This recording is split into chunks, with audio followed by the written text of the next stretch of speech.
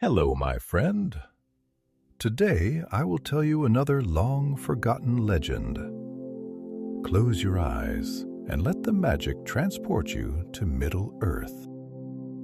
Our journey begins beneath the emerald canopy of the Woodland Realm, where the stars shone faintly through ancient boughs and silver streams wove quiet songs through the mossy earth. The last Elven King stood alone, Thranduil, son of Orifer, ruler of the fading kingdom of Arran Lascallon. Once known as Mirkwood, he felt the weight of centuries pressing upon him.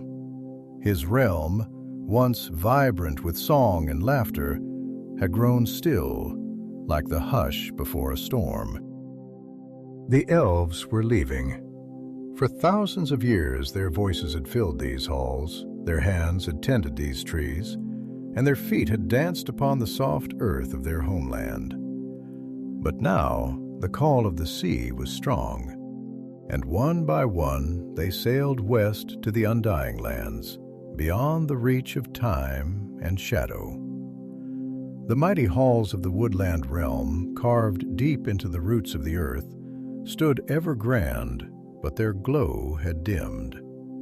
The once bustling passages echoed with silence, and even the firelight seemed subdued, as if mourning those who had left. Thranduil remained. For what was a king without a people? What was a kingdom without its beating heart?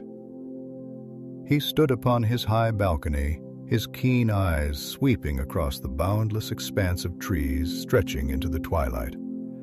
The air was crisp, filled with the scent of pine and the whisper of falling leaves. The world was changing. The dominion of men had begun, and the age of elves was fading like a candle in the wind. Yet the forest still called to him. It had been his home since the days of his youth, when he had walked these lands alongside his father. Orifer had been proud, noble, and unyielding, leading his kin into battle against the Dark Lord in the War of the Last Alliance. Thranduil could still hear the clash of swords, the cries of the fallen, and the thunder of marching orcs beneath the banners of Sauron. He had been there, young yet hardened by war, standing beside his father when Orifer fell upon the blackened fields of Dagorlad. He had sworn then, with the blood of his kin staining the ground beneath his feet, that he would protect their people and their home, that the Woodland Realm would endure, no matter the cost. But now there were so few left. A gentle wind stirred the branches, and Thranduil closed his eyes, listening. He could hear the rustling of leaves, the distant murmur of the river, and beyond that, a faint echo. The memory of voices long gone. The laughter of Legolas in his youth. The songs of his people as they wove garlands of golden flowers. The deep, solemn prayers spoken in the shadows of old trees. All of it fading. A quiet step sounded behind him. "Your Grace," came a soft voice. Thranduil turned to see Galion, his most trusted attendant, standing in the doorway, his face etched with the sorrow that all in the Woodland Realm carried. "A message has arrived from Lothlórien." Thranduil's fingers tightened around the carved railing of the balcony. Lothlórien, too, was emptying. The Lady Galadriel had departed. Celeborn lingered still, but his heart was already set on the west. The golden wood would soon stand silent, its song lost to the world of men. Thranduil inclined his head, a silent command to continue. "There are whispers," Galion hesitated, "of movement in the south. The ruins of Dol Guldur stir." The name sent a shadow through Thranduil's mind. Dol Guldur, the once foul fortress where the Necromancer had dwelt, where darkness had clung like poison to the roots of the world. It had been cast down, its evil purged, but evil had a way of lingering in the forgotten places of Middle-earth. "Who carries this warning?" Thranduil asked, his voice calm as the still surface of a lake. "An elf of Lorien, a scout. He rode with haste and begs an audience." Thranduil turned back to the forest, his mind a storm of thought. This land was his charge, even if most of his kin had left. Even if the world moved on without him, he would not let the darkness rise again, not while he still had breath in his body. "Bring him to me," he commanded. Galion bowed and departed. For a long moment, Thranduil stood in silence, gazing into the depths of his woodland kingdom. He had ruled through the long years of war and peace, through the coming and falling of shadows. He had seen the world change before, but never had he felt it shifting so keenly as now. As the first stars began to glimmer in the twilight, he breathed in the cool night air and whispered to the trees, to the spirits of his people who had gone before him, "I will not forsake this land." Far beyond the trees, where the ruins of Dol Guldur lay shrouded in mist, something stirred in the darkness. The hall of Thranduil was vast, carved deep into the very roots of the forest, where walls of ancient stone gleamed softly in the light of enchanted lanterns, their glow imitating the golden haze of autumn's last warmth. The scent of earth, damp with the memory of rain, lingered in the air, mingling with the crisp fragrance of pine and oak. It was a place of old majesty, hewn from the bones of the land itself, a sanctuary where the echo of ages past whispered through the arches. Here the weight of history was felt in every carved pillar, in every winding passage that led deeper into the heart of the mountain. It was a place of refuge, a fortress against time. But time had begun to press upon it, creeping in like ivy along the stone, seeking to reclaim what had once stood beyond its reach. Thranduil moved through the great hall with measured steps, his long robes brushing against the polished stone floor, his silver circlet gleaming under the flickering light of the torches. He was a figure of cold grace, his face untouched by the years in the way of the Eldar, yet his eyes bore the weight of centuries. His people called him timeless, but even the timeless could feel the slow erosion of all they had built. As he ascended the high steps to his throne, the silence of the hall seemed deeper than it had in centuries past. Once, these chambers had been filled with song, harps, and flutes, voices raised in celebration of the stars, the world, and the endless beauty of life. Now, silence reigned, broken only by the distant sound of water trickling through the hidden veins of the mountain, like the heartbeat of a slumbering giant. The doors groaned open, heavy with age and memory, and into the great hall stepped the elf from Lothlórien. He was clad in a travel-stained cloak, his boots damp with the night's dew, and the weariness in his gaze spoke of long roads and troubled tidings. He knelt before the Elven King, pressing a hand to his chest in reverence, though his eyes, sharp and keen as a falcon, met Thranduil's own without hesitation. "You bring word from the Golden Wood," Thranduil said, his voice low and steady, like a river moving beneath ice. "Tell me, does Celeborn still walk beneath the Malorn, or has he too forsaken these shores?" The scout rose, his expression shadowed.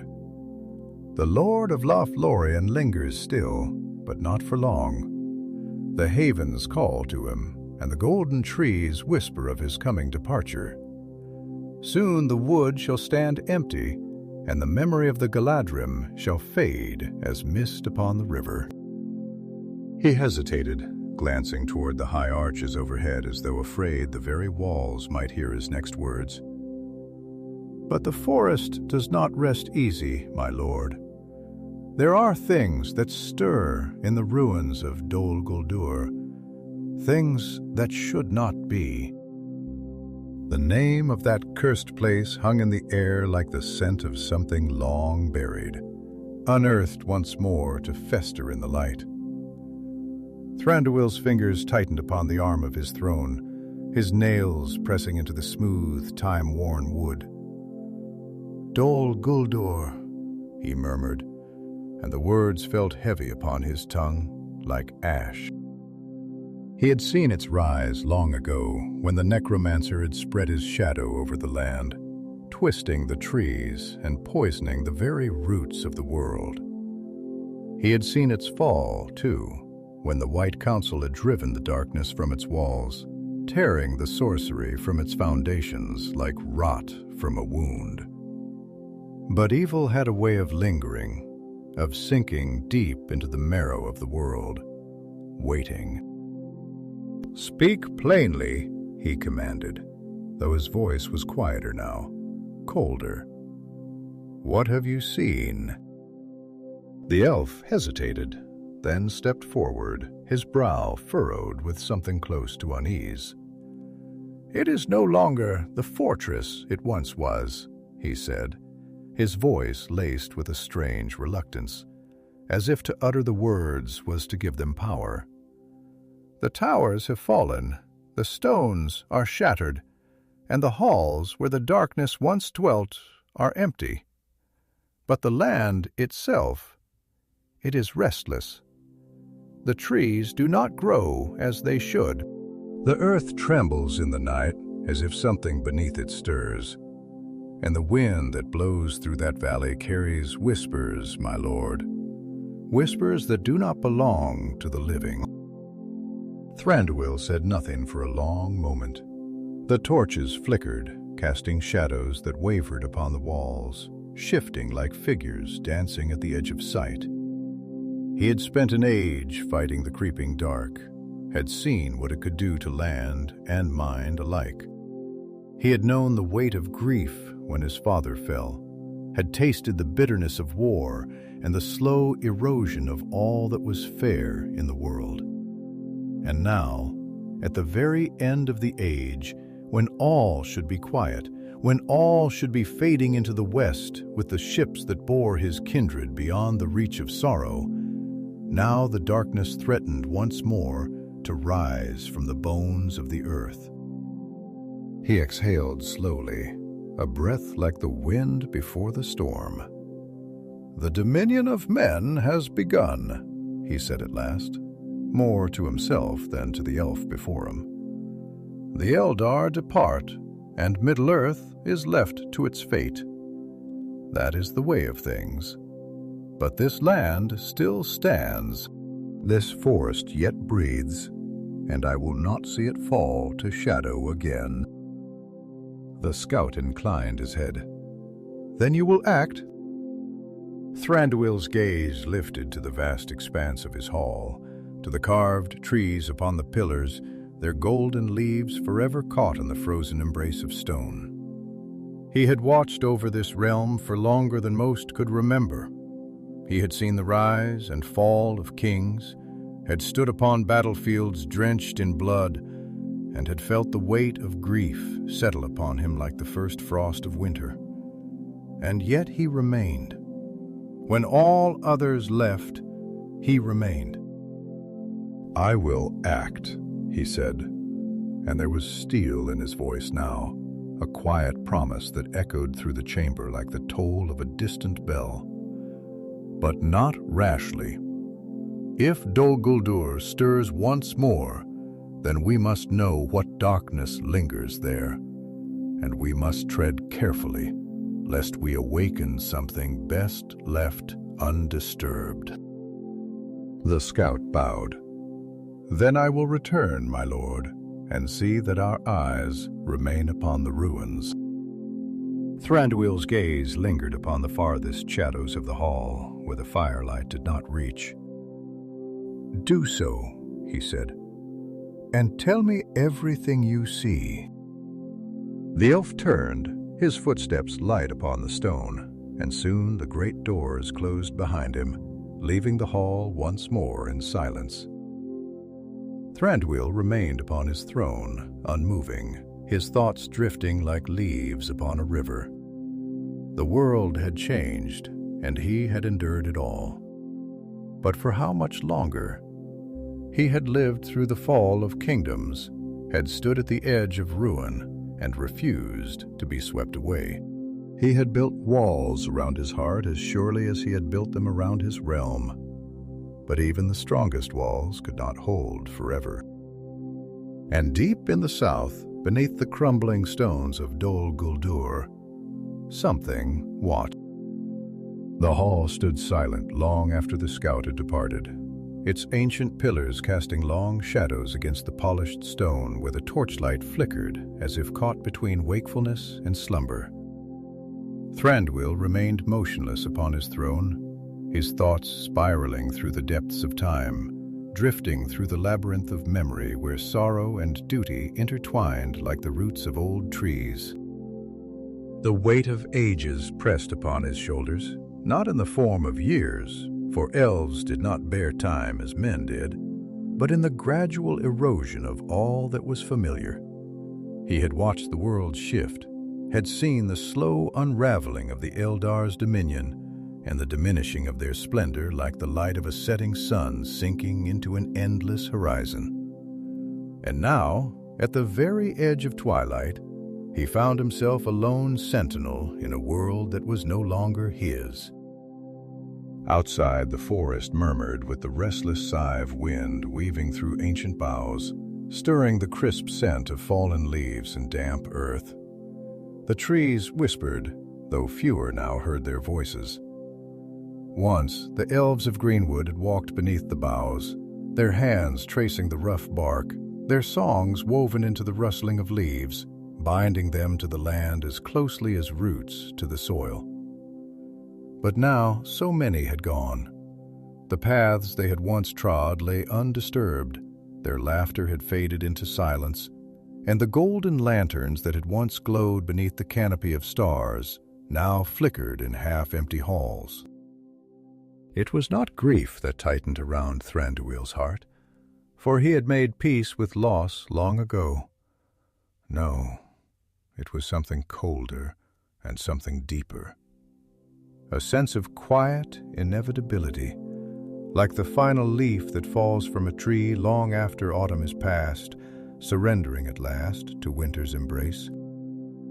Footsteps echoed through the chamber, slow and deliberate, breaking the stillness as Galion approached, his face set in solemn contemplation.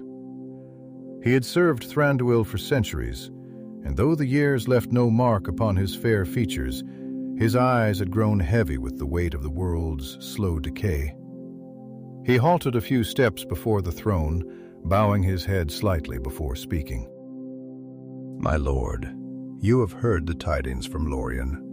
What is to be done?"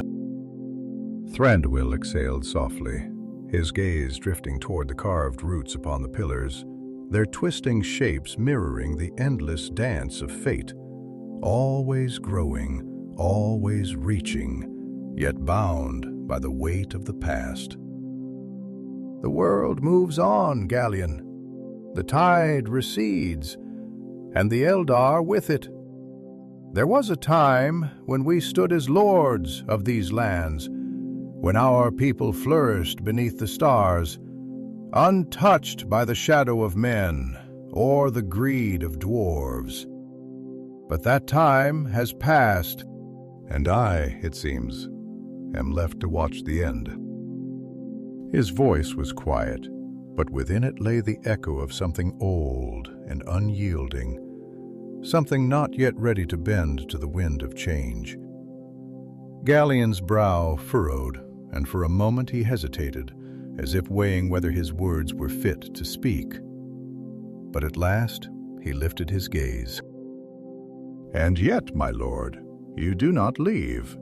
The ships wait, the havens call, and still you remain.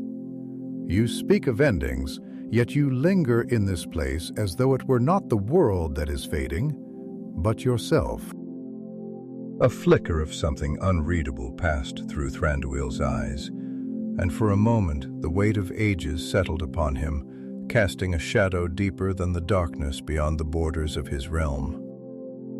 "Because I remember," he said at last, his voice softer now, tinged with something almost weary. "I remember the first time I set foot upon these lands, when greenwood stretched from the misty mountains to the river's edge, when my father stood beside me and swore that here we would endure. I remember the first great war, when we marched to Dagorlad, young and proud, believing that our strength was enough to challenge the tide of shadow. I remember the bodies upon the battlefield, the blood upon my hands, my father falling beneath the banners of Mordor while the sky burned above us. And I remember returning home to a kingdom that no longer felt whole, to a people who looked to me to lead them through the long years of darkness. And I did. Through war, through loss, through the slow creeping of shadow into our borders, I remained. And if I have remained through all these things, why should I leave now?" Galion bowed his head slightly, as though in reverence, but when he spoke again, his voice carried a quiet resolve. "Because the world has changed, my lord, and even the strongest trees must bow before the storm, lest they be broken by it." Thranduil was silent for a long moment, his gaze fixed upon the distant torches that lined the farthest reaches of the hall, their golden light flickering like distant stars upon a darkened sea. When at last he spoke, his words carried the weight of something unspoken, something only he could truly understand. "Then let it break me if it must, but I will not leave." Galion studied him for a moment longer, as if searching for something in the depths of his expression, some flicker of doubt, some hidden uncertainty, but there was none. At last he inclined his head. "Then what would you have us do?" Thranduil straightened his posture once more, that of a king, his voice once more cold and certain. "Send scouts to the ruins of Dol Guldur. If the shadow stirs, I would see it with my own eyes before I act. And double the patrols along our borders. The world may change, Galion, but our duty remains. So long as I am king, the Woodland Realm shall not be left unguarded." Galion nodded and stepped back, his departure swift and silent, like a ghost vanishing into the dark. Thranduil remained alone, his gaze lingering upon the great carvings that lined the walls, upon the twisting patterns of gold and silver that adorned his halls, each telling a story older than many kingdoms of men. The silence stretched, and in that silence he heard the voice of the forest, the rustling of leaves, the soft sigh of the wind as it moved through the glades, the distant echo of water upon stone. He had once believed the world immutable, that the stars above would shine unchanged for all eternity. But the stars had shifted, and so had the world beneath them. And yet he remained, like the last tree upon a barren hill, standing defiant against the tide of time. And in the south, beyond the borders of his realm, the ruins of Dol Guldur stood in silence, broken and forgotten. But beneath the ruins, beneath the crumbling stone and the twisted roots that had begun to reclaim the land, something moved. And in the depths of the long abandoned halls, where the darkness had once ruled and been cast out, a whisper stirred. It was faint, no louder than a breath upon the wind, yet it carried with it the promise of something old, something waiting. And the forest, though it did not yet know why, trembled. The night deepened over Erin Lasgalen, its vast canopy a river of ink scattered with the pale glimmers of stars that watched the world below with cold, ancient indifference. The trees, tall and gnarled with the weight of countless years, stood in solemn witness to the hush that had settled upon the Woodland Realm, a silence not of peace, but of waiting. The air was thick with the scent of damp earth, of fallen leaves that whispered as they drifted down to the moss-covered ground, of pine and resin, and something else, something more elusive, like the lingering trace of a presence just beyond the reach of sight. It was a silence that seemed to breathe, to shift like the unseen tides beneath the surface of a still lake, as though the land itself was holding its breath. Beneath the great vaulted halls of his fortress, Thranduil sat within his chambers, the dim glow of lanterns casting flickering shapes upon the polished wood and stone. The chamber was vast, yet sparsely adorned, a place of quiet contemplation. A great tapestry hung upon the wall, woven with the image of greenwood as it had once been before shadow had ever touched its borders. Golden leaves unfurling in an eternal summer, the waters of the enchanted river gleaming silver beneath the moon. He traced the edge of the tapestry with his eyes, following the weave of the golden threads, as though searching for something that had long since slipped from his grasp. He did not turn as the door behind him opened, nor did he need to, for he knew the step of the one who entered. Galion moved with the careful grace of one accustomed to bearing tidings, and there was something in the measured quiet of his approach that told Thranduil all he needed to know before a single word was spoken. He did not look away from the tapestry as he finally broke the silence. "They have returned?"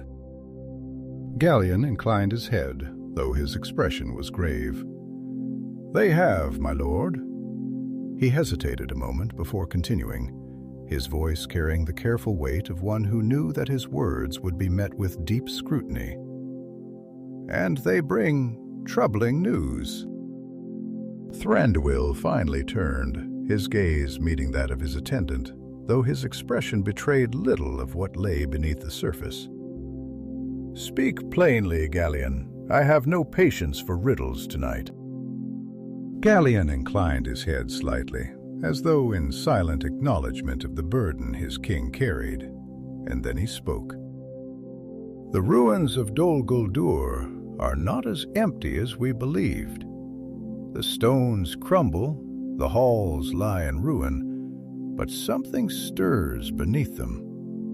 The air there is thick, heavy with a presence unseen, as though the very land itself remembers the dark hand that once ruled it. The trees that grow upon its borders bear no leaves, their roots curling like grasping fingers into the soil. And the wind—" He hesitated, as though the very memory of it unsettled him. "The wind carries voices, my lord. Whispers that have no source, no tongue, yet they linger like the breath of something that should not be." Thranduil's expression remained unreadable, though his fingers curled slightly against the arm of his chair, a gesture so small it might have gone unnoticed by any but those who had known him for centuries. "Did they see anything?" Galion shook his head, though his own unease was evident in the way his hands clasped behind his back, knuckles paling under the pressure. "Nothing that bore form, but the scout who ventured closest to the ruins spoke of a presence. He described it as a shadow without substance, a weight upon his chest that pressed deeper the longer he lingered. He said it was as though something was watching him, though when he turned, there was nothing." The chamber seemed colder suddenly, though no wind stirred its depths. And Thranduil sat in heavy silence, his mind tracing old paths, old wounds. Dol Guldur had been the Necromancer's lair, a festering wound upon the land where darkness had taken root and spread like a poison into the very bones of the forest. The White Council had driven its master forth, had broken its walls, had left it to ruin. But ruin did not always mean death, and darkness, true darkness, was not so easily vanquished.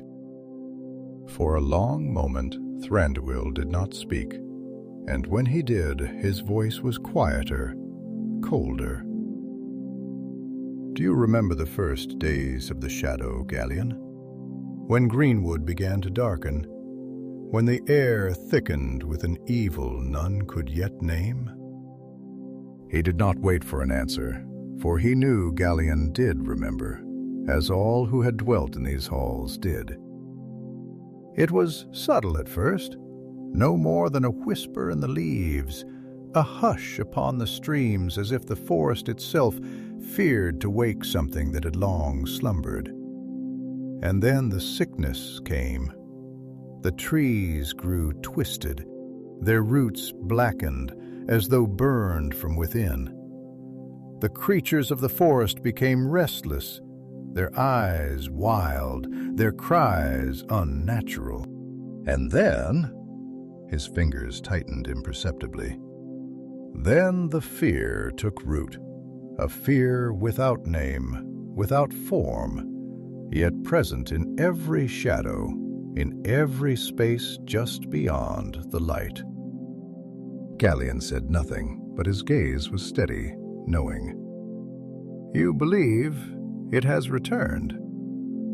Thranduil exhaled, slow and measured, as though tasting the thought before speaking it aloud.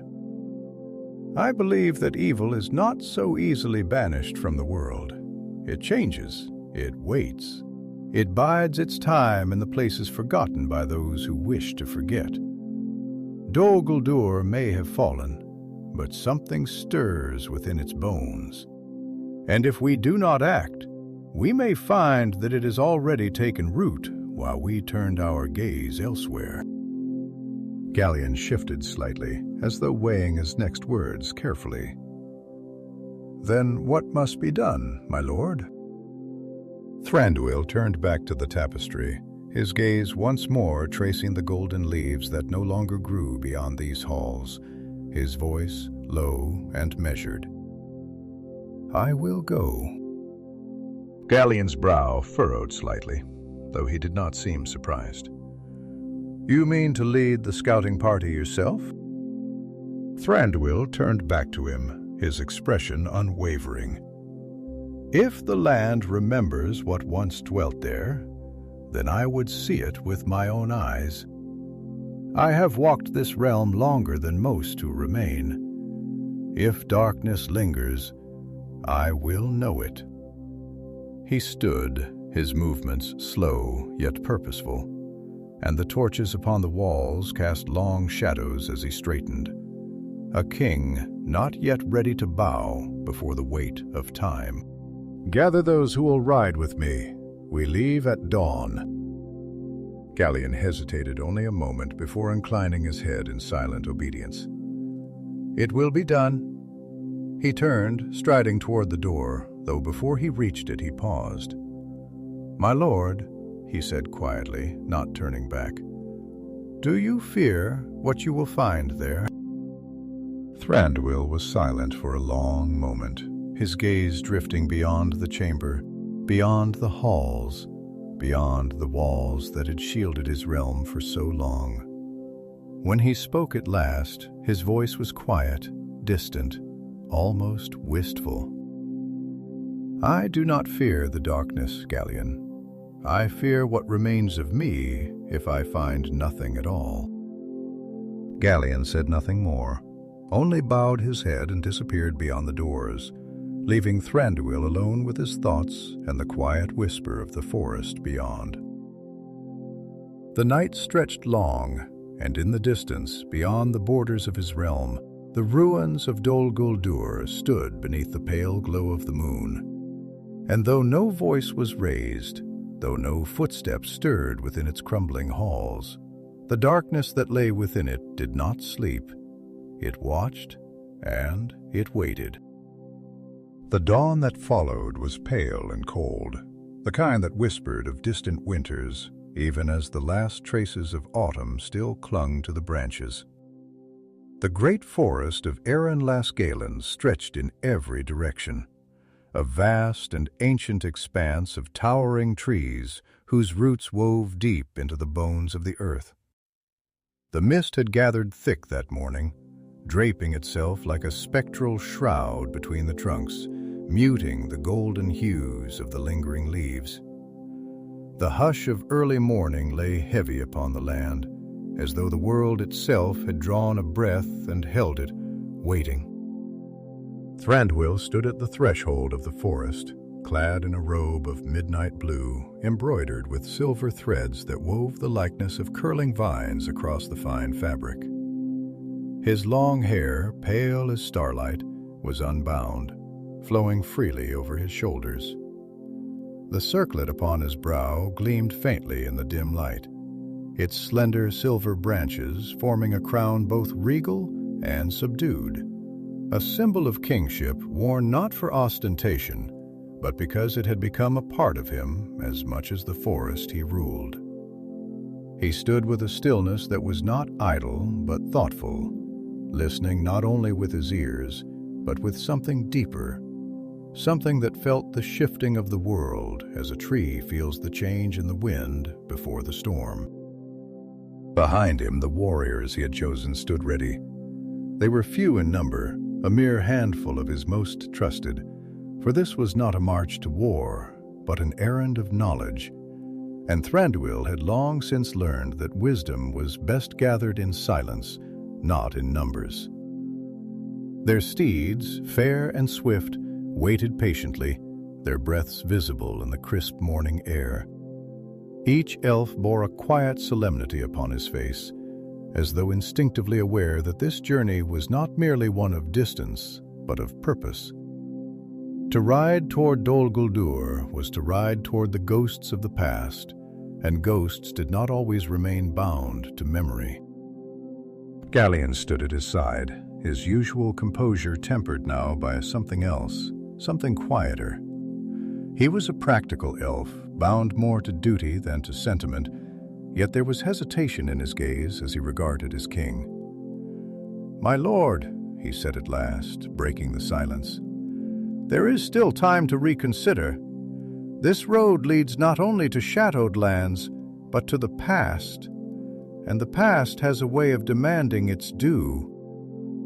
Thranduil turned his gaze toward him, and for a moment the weight of centuries could be seen in his eyes.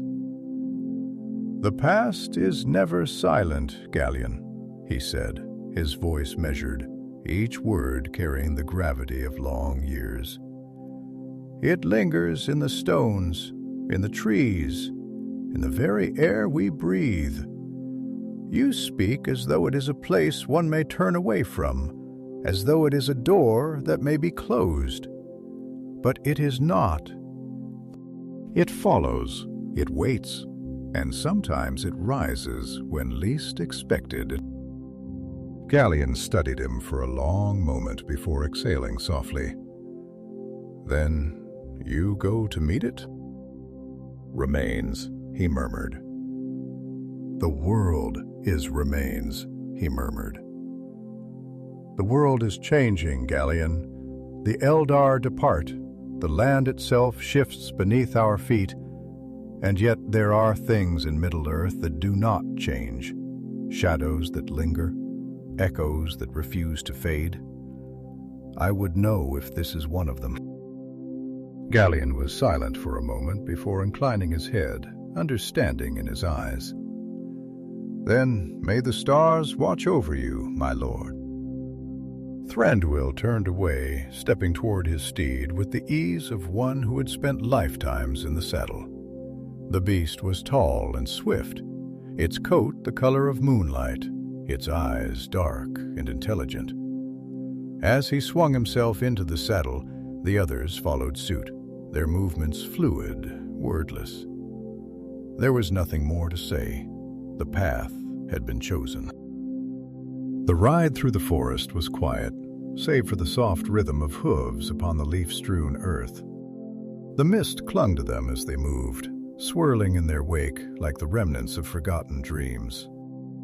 The trees here were old, their trunks bearing the scars of history, their roots thick and gnarled, twisting through the soil like the veins of some slumbering giant. The light that filtered through the canopy was pale and uncertain, shifting in patterns that seemed almost deliberate, as though the forest itself was watching, measuring the passage of those who dared tread its depths. For a time, there was nothing but the journey, the steady breath of the horses, the rustle of unseen creatures in the undergrowth, the distant call of a bird that seemed strangely out of place in the quiet. But as they rode deeper, the silence began to change. It was subtle at first, no more than a shift in the air, a tension that could be felt rather than heard. The forest, which had always been alive with sound, the sighing of the wind, the whisper of leaves, the murmuring of distant streams, had begun to still. It was not the peace of an untouched glade, but the hush of something waiting. Thranduil slowed his steed, lifting a hand, and his company followed suit, drawing to a halt. The mist had thickened here, rolling between the trees like a living thing, veiling the land ahead in a shroud of uncertainty. He did not speak, but he did not need to. The others felt it too, the weight in the air, the way the very ground seemed to hold its breath. One of the warriors, a tall elf with keen eyes and hair dark as the depths of the forest, shifted in his saddle. "My lord," he murmured, his voice low and cautious. "Something is wrong." Thranduil did not answer immediately. Instead, he closed his eyes, reaching out not with sight, not with sound, but with something deeper, something that had always been a part of him, as it was a part of all elves. He listened not to what was there, but to what was missing. And then he understood. The wind had stopped, not merely slowed, not merely changed direction, but ceased entirely. The trees did not stir, the leaves did not shift, the mist did not part. The air was utterly, completely still. A stillness that was unnatural. A stillness that did not belong. Thranduil opened his eyes.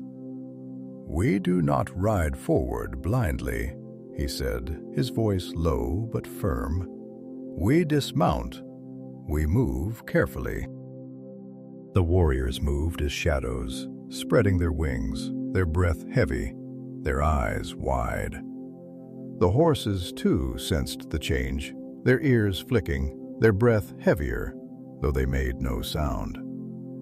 The warriors moved as shadows, spreading out, their hands resting lightly upon their blades, though no weapon had yet been drawn. And then, just at the edge of sight, beyond the thickening mist, there was movement. A flicker, there and gone. Not a shape, not a form, but a shift in the air itself, like the space between one heartbeat and the next.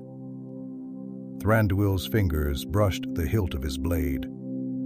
The past, it seemed, had not remained behind. It had come to meet him. The mist had thickened into a near impenetrable shroud, swirling lazily around the towering trunks of the ancient trees, obscuring the land beyond more effectively than any wall of stone. It clung to their clothes, damp and cool against their skin, as if the air itself had grown sentient, aware of their intrusion and uncertain whether to welcome or resist them.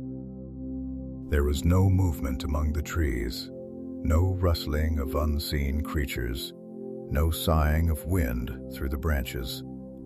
Only the weight of silence pressing upon them like an unseen force.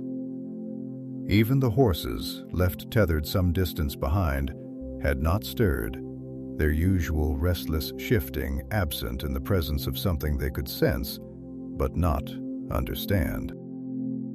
Thranduil moved forward with measured grace, his steps deliberate and soundless against the leaf-strewn ground.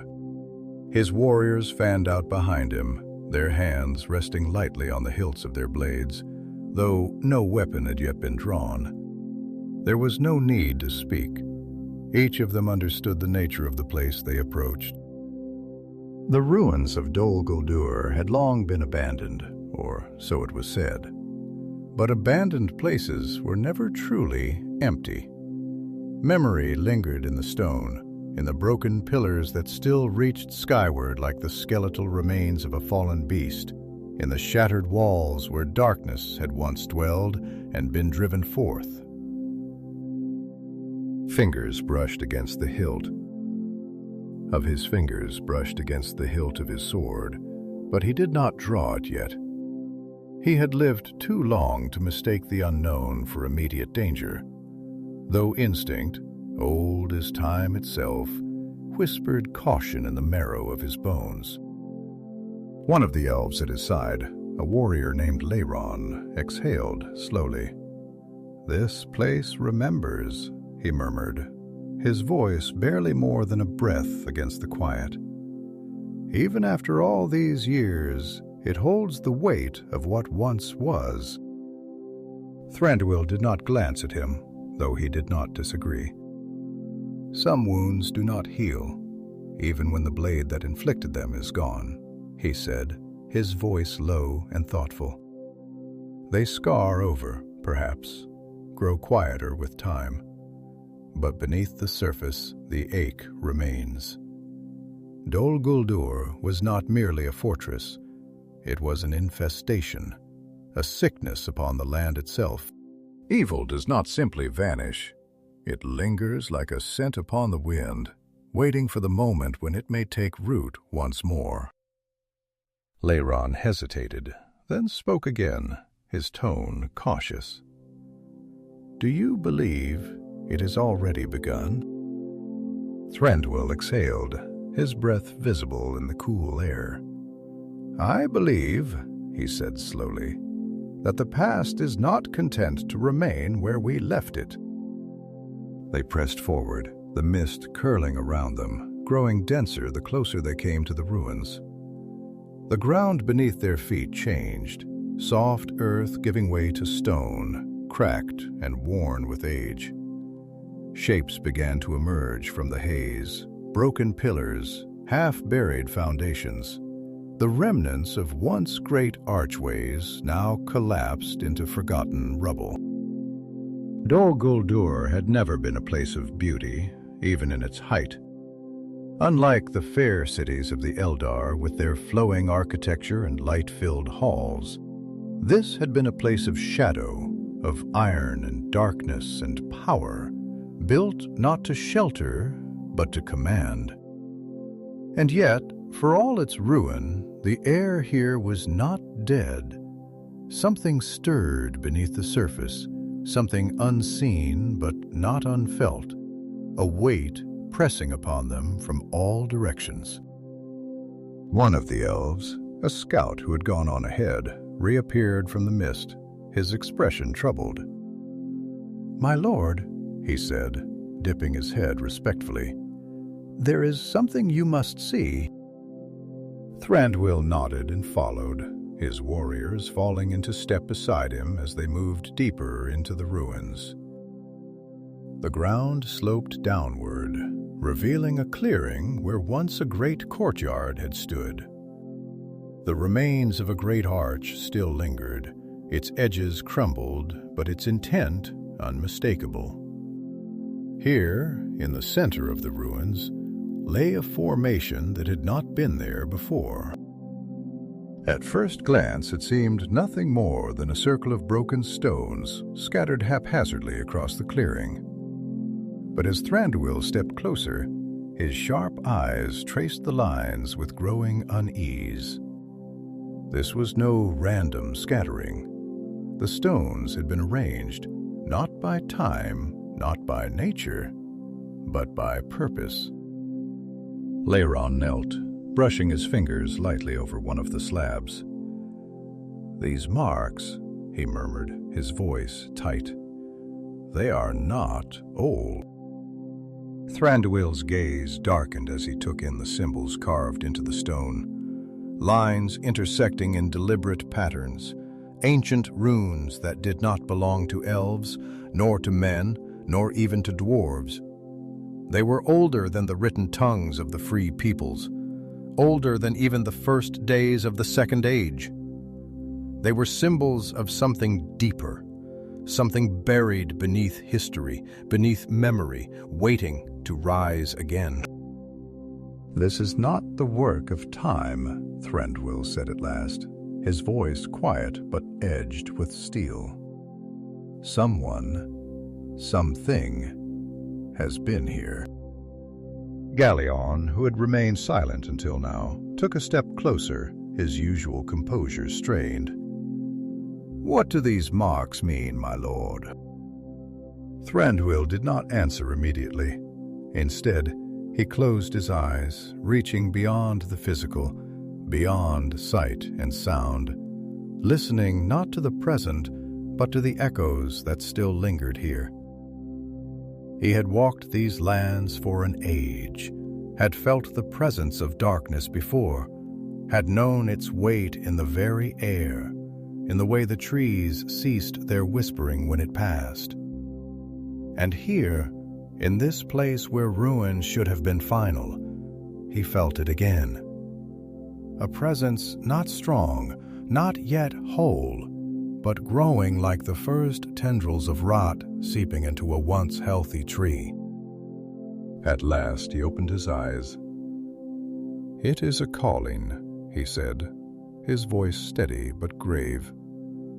"A summoning of something that should remain buried. The question is, who has done this, and to what end?"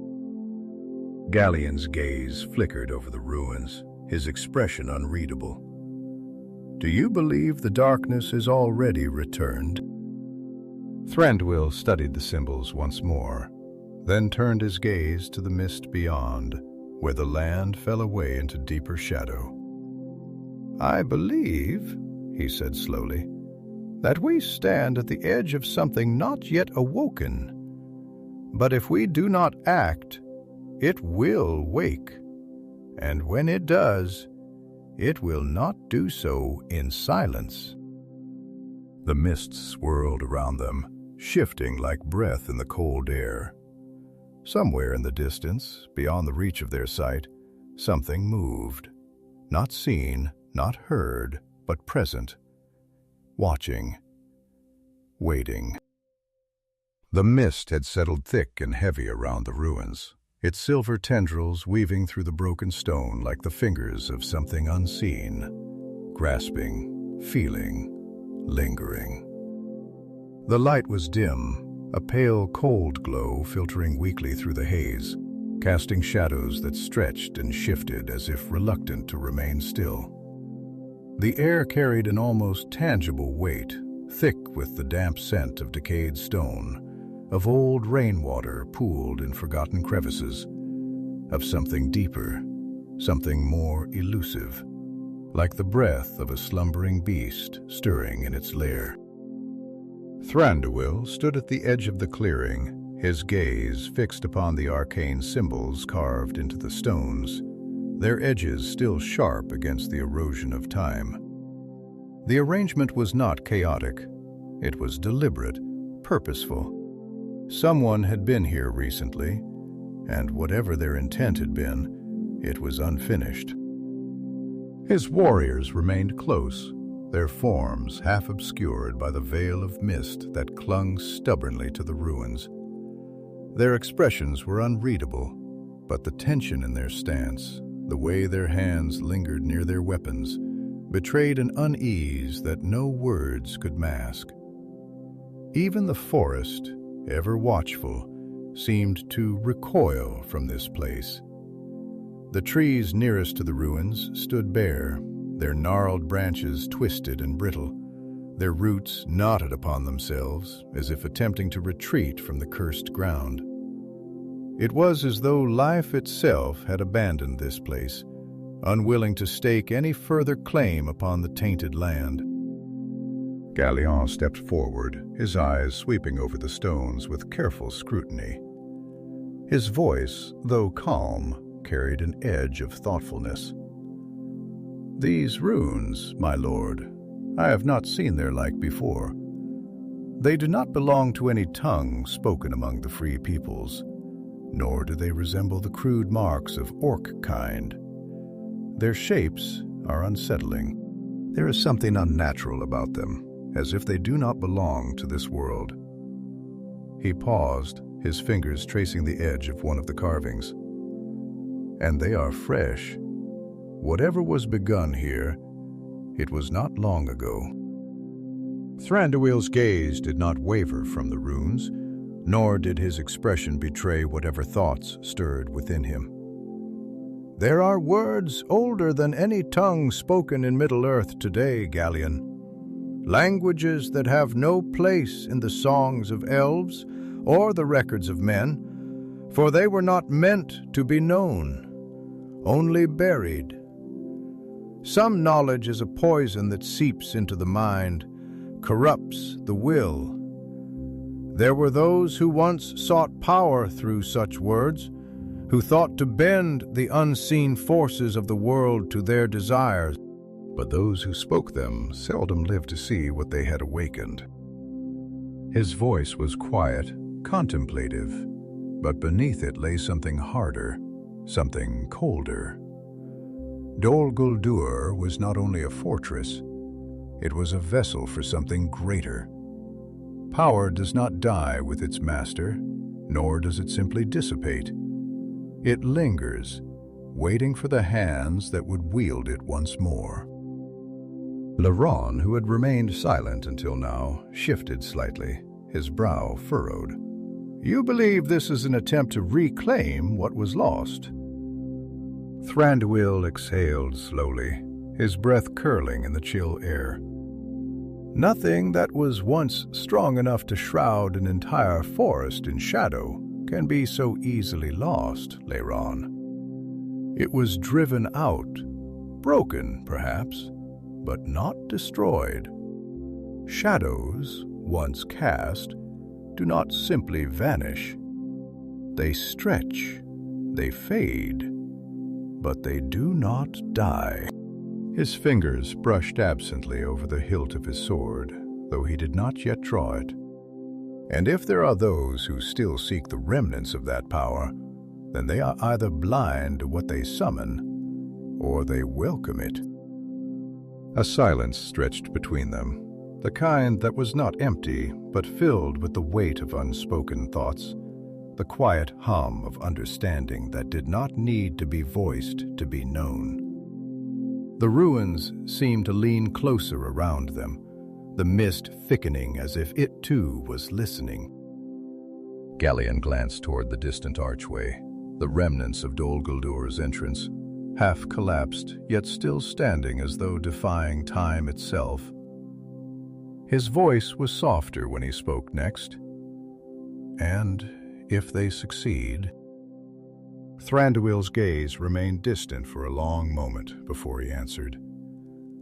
"Then the world will remember why it once feared this place." The mist curled at their feet as they moved deeper into the ruins, the broken stone shifting beneath their steps with a sound that was swallowed almost instantly by the unnatural hush of the air. They walked slowly, not out of hesitation, but with the careful precision of those who understood that unseen dangers were often far greater than those that revealed themselves. The ruins of Dol Guldur had always been a place of oppression, of suffocating malice. But now there was something different. It was not the overwhelming presence of a great and terrible force, but rather an absence, an emptiness that did not feel like relief, but like the stillness before a storm. As they reached the remnants of what had once been the fortress's inner hall, they halted. The chamber had been reduced to rubble, its once lofty ceiling now open to the sky, where the mist drifted like pale smoke through the cracks in the stone. But it was not the ruin itself that had drawn their attention. In the center of the shattered hall, upon a raised platform where once a throne had stood, something lay upon the stone. A book, bound in darkened leather, its edges charred as if it had been plucked from the heart of a fire. Thranduil stepped forward, his movements slow and deliberate. The air around the book felt wrong. It was not a thing of great size or intricate craftsmanship, not adorned with jewels or runes that glowed with power.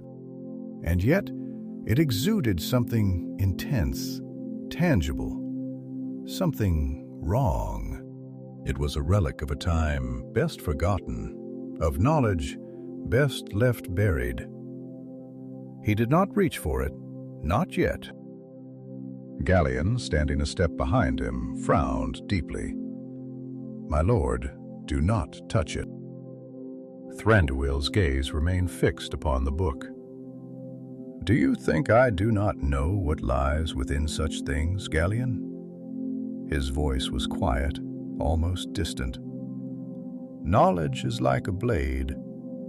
It may cut through the darkness, but it may also wound the hand that wields it. And some wounds do not heal." Laron shifted slightly, his unease evident. "Then we should not linger here. If this is what they sought, then we must assume they will return for it." Thranduil exhaled, his eyes narrowing slightly. "No," he murmured. "Whoever came here did not leave of their own will. Look around you, Laron. There are no footprints, no signs of a hurried departure. They did not leave." His voice was softer now, colder. "They never had the chance to." A hush settled over them, the realization sinking like a stone into deep water. The ruins did not merely feel abandoned. They felt hungry, as if something had come before them, had taken what it wished, and had left no trace of those who had dared to call it forth. Thranduil's fingers tightened slightly. "We take it," he said at last, his voice steady and decisive. "If it is left here, others will find it, and they will not have the wisdom to fear it as they should. We will return it to the Woodland Realm where it may be watched, where it will not be wielded by hands too foolish to know the price of power." Galion hesitated for only a moment before nodding. "As you will, my lord."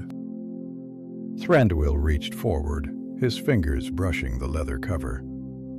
The moment his skin met the surface, the air shifted, not violently, not with sound or movement, but with something deeper, something colder.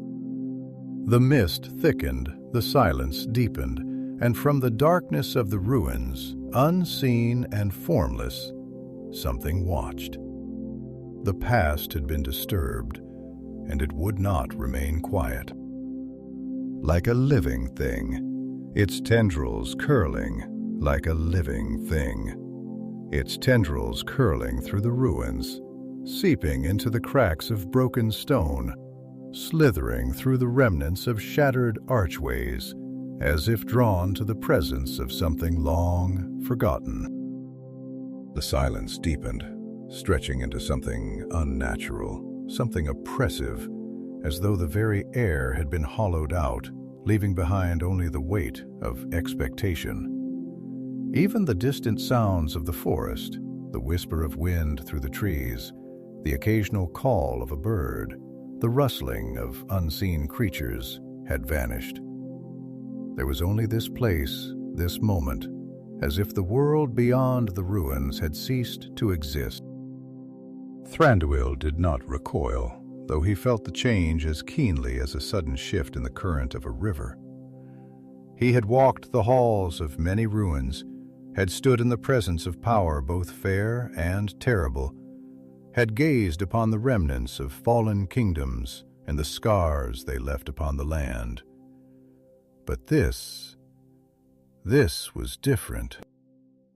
There was no lingering rage here, no howling remnants of suffering or vengeance. Instead, there was something colder, something that had waited in silence for far, far too long. This was not a place of wrath. It was a place of patience. And patience, he knew, was far more dangerous. Galion took a step closer, though his movements were slow and deliberate, as if he too felt the shift in the air. "My lord," he said, his voice carefully measured, "this does not feel like the remnants of some forgotten sorcery. It is not the echo of something that is past, but rather the breath of something that is waiting to wake." His gaze flickered toward the book, his expression unreadable. "Are we certain this is something we wish to take with us?" Thranduil exhaled slowly, his fingers resting lightly against the surface of the book, not yet lifting it. "What do you fear, Galion? That by carrying it we shall carry with us whatever lingers here? That it will follow, unseen, unheard, yet present?" His gaze did not waver from the dark leather binding, its edges worn but not crumbling, the runes etched into its cover nearly faded but not forgotten. "Or do you fear that whatever left this here has not truly left at all?" Galion was silent for a moment, his eyes scanning the ruins around them, taking in the way the mist curled unnaturally around the stones, the way the light seemed to dim the closer one stepped toward the book. "I fear that when one stirs the embers of an old fire, one does not always see the spark that catches until it is too late." He turned his gaze back to his king, his voice quieter now, more reflective. "You have always spoken of patience as a virtue, my lord. That wisdom is found in the willingness to wait, to listen, to move only when the time is right. But what if this," he gestured faintly toward the book, toward the way the air itself seemed to vibrate with something unspoken, "is something that has waited longer than it should?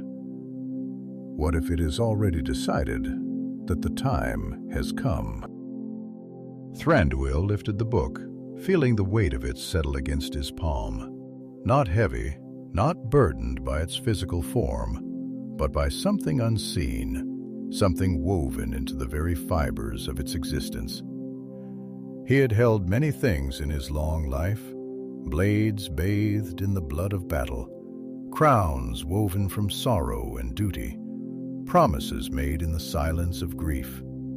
And yet, as he held this, he felt none of those things. Instead, he felt only the hush of something listening. "Time does not wait for those who hesitate," he said at last, his voice quiet but firm. "The world is changing. The dominion of men has begun. The Eldar depart, and all that once was is fading into history. But history has never been content to remain in the past. It lingers, it calls, and it does not wait for the willing." He turned his gaze toward Galion then, his expression unreadable, yet his eyes as sharp as the edge of a blade. "If there are those who would seek to reclaim what was once lost, then they will not be stopped by our reluctance.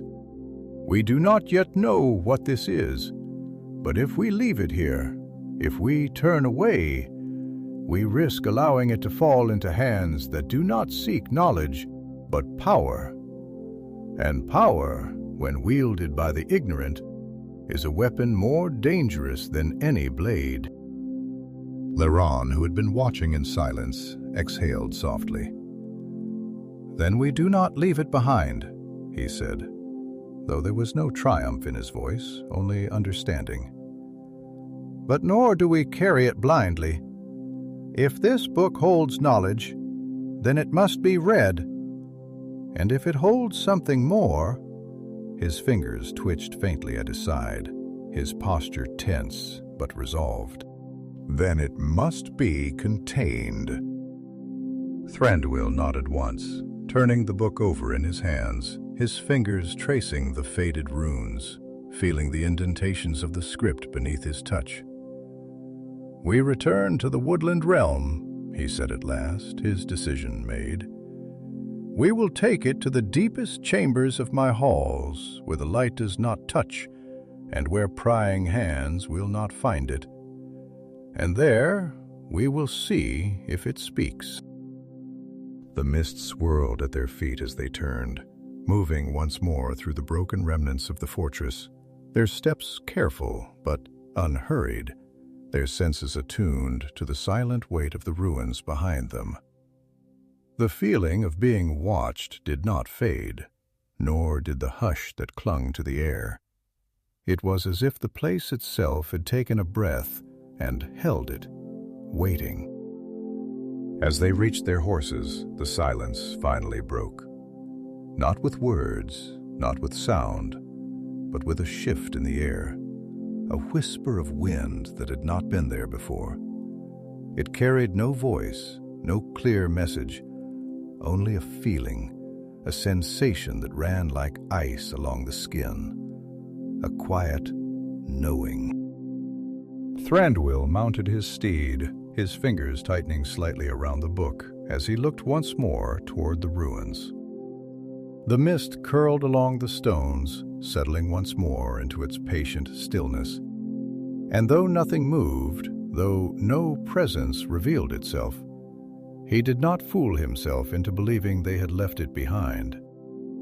The past had awoken, and it had not yet spoken its full name. The return through the forest was quieter than before, though not with the hush of peace, but the kind of silence that followed a decision that could not be undone. The horses moved steadily beneath the dense canopy, their hooves pressing into the damp earth, their breath rising in faint clouds against the morning chill. The mist, which had thickened so unnaturally within the ruins of Dol Guldur, began to thin as they rode, curling away like a hand withdrawing, no longer grasping at their presence. And yet, even as it faded, something of it remained, an impression, a weight that did not lift, as if what they had disturbed still clung to them, unseen. Thranduil rode at the head of the company, the book secured within the folds of his cloak, though he was acutely aware of its presence, of the way it seemed to press against him, heavier than mere parchment and ink had any right to be. He did not open it, not yet. There would be time for that, time to determine whether what it held was knowledge or something more dangerous. But as he rode beneath the high-reaching boughs of the trees that had stood for ages beyond counting, he could not shake the thought that the book was not merely something found, but something placed, not abandoned, but left to be taken.